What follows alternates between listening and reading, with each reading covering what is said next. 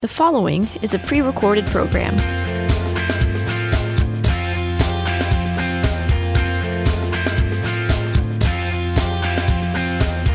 Today, 300 children will die. Does that break your heart? It breaks my heart. This is the greatest genocide in the world today that no one even knows about. And I'm standing next to a man of God who is a lifelong friend. I was one of his original board members. You're like, oh no, this can't get any better. Well, let me tell you something. Brother Brad Phillips, you've been on Truth Talk many times. Your heart broke yesterday as we were in D.C. at a big conference, and you showed a movie, a brand new movie, for the first time I saw it. There were tears in the room, tears in the eyes. All kinds of civil war and unrest in Sudan, but there are 300 children that are dying daily there. Talk to me, sir. What is going on? Thank you, Stu, and I'm so grateful for you and for your leadership and your friendship and your love of God and His people. In Sudan, right now it is the world's worst humanitarian crisis, according to USAID, according to international observers. And there have been more than 1 million people who've already died in just the last 20 months. In the Nuba Mountains where we're serving, there's a community of about 4 million people who voted with their feet to move to this region or to come back to this region where they're from, called Southern Kordofan, so that they can have self-determination, but most importantly, religious freedom. And the church, believers, are the real heroes in the crisis in Sudan right now. There's a tremendous opportunity for the gospel because many people who've been living in the city under Islamic rule are moving back to the countryside in these liberated areas. And the ones who are laying down their lives to bring them there are believers. And the ones who are receiving them when they come are believers. But the needs are tremendous. They're overwhelming. As you mentioned, there are more than 300 people a day dying because of a government-manufactured famine. And we have a real opportunity to stand with God's people in not only proclaiming the gospel, but in being a resource to them as they serve, as they lay down their life for these dear ones who are coming, and as they present a very strong and powerful witness for Jesus Christ. And this was all precipitated by, or caused by, you mentioned 20 months or so ago, the unrest, the civil war, the rogue regime in Sudan's capital, Khartoum. There's North Sudan, there's South Sudan, two countries now. In Khartoum, people are being just killed, slaughtered, and so we had to get them out. Persecution Project, you were on the front lines of that. We couldn't advertise that very loudly because if the enemy found out these people were there, they'd kill them, and that's exactly what happened. So suddenly you were able to get a lot of people out. A lot of our listeners stepped up and donated to Persecution Project Foundation to help, literally getting a bus in, loading it up, and getting them to the Nuba Mountains, the closest safe haven, where a whole bunch of people were trying to get freedom so they could live and work and raise their families. And yet the Islamists aren't stopping. They're now looking at people, they're going after them, and they're bombing hospitals, they're bombing schools, churches. Brad, women and children? What's going on? Well, you know, Stu, there's been an Islamo-fascist reign of terror for decades in Sudan. And the reason why the Nuba Church and the Nuba people have been the number one target is because in that community you've had exponential growth of the church. A little over 100 years ago in 1917, when it was during the time of the British condominium in Sudan, missionaries came, and the very first convert among the Nuba, who are an indigenous, one of the two indigenous groups in Sudan, the very first convert was in 1917 in a place called Haban. And Haban is a place where we are heavily engaged in ministry work right now. And from one convert in 1917 to the present day of 2024, we now have more than 3.5 million Nuba in Sudan who identify as Christian.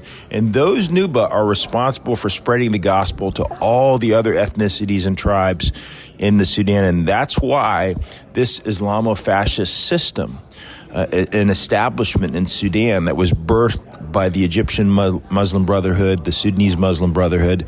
That's why they have been working relentlessly to try to wipe out the Nuba people, because the Nuba people are identified with Christianity and with the gospel. And there are among the Nuba people some real heroes of the faith. We've just produced this short film, and this film is not about us, it's about them. It's about especially a couple of people who spearheaded the evacuation of more than 3,000 people from the fires of Khartoum when war broke out last year, and it's called Exodus. And so we're going to be pretty soon. We're going to be setting up a site so your listeners can go and hear that story and see the story and be inspired by the courage. I think all of us as Americans were inspired by the courage of our president-elect when, after he took a bullet, he stood up and said, "Fight, fight, fight." Well, I've been inspired for the last 30 years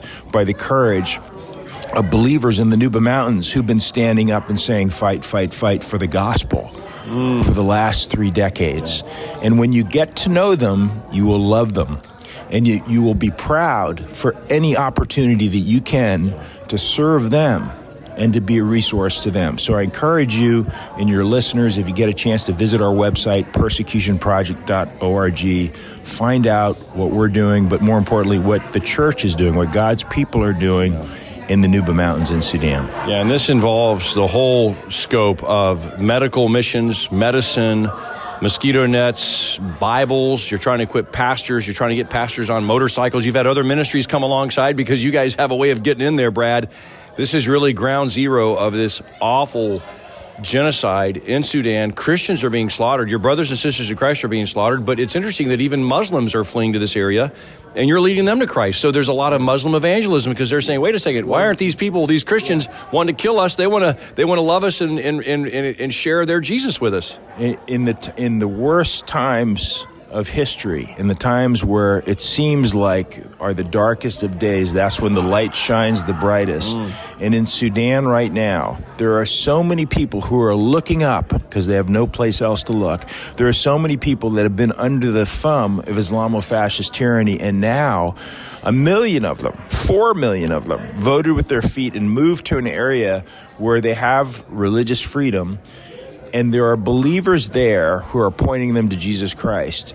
And now God is giving them the ears to hear. So there's a tremendous opportunity, and it's a great privilege for us to stand with some of these really courageous heroes of the faith who are right now laying down their lives for their neighbor and for their community. Persecutionproject.org, and this little dark, nefarious secret that you're not hearing is not only does this radical Islamist regime in Khartoum, not only are they blockading all these people off and cutting them off from food and supplies, but even our government, they're telling the world, oh, this is a humanitarian crisis.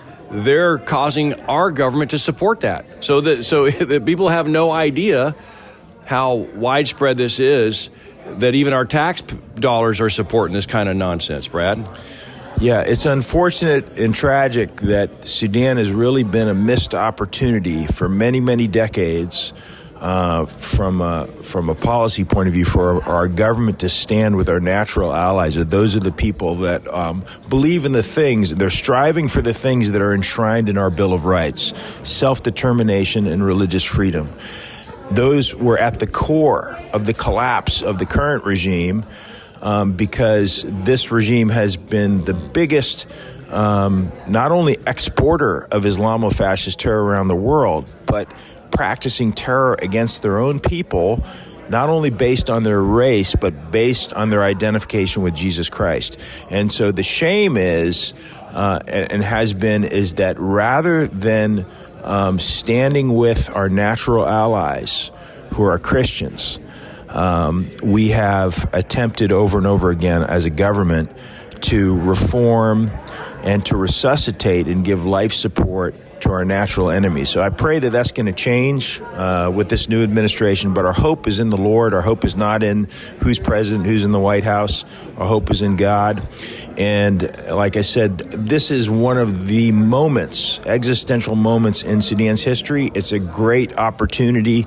God has opened so many doors that were previously closed. He's put people together that were separated in the past because of war and because of that regime. And now there's opportunities for them to take a fresh look at the gospel. And many lives are being saved, not only physically, but for eternity. Pray for Sudan. Pray for these dear brothers and sisters in Christ. Pray the gospel will continue to go out.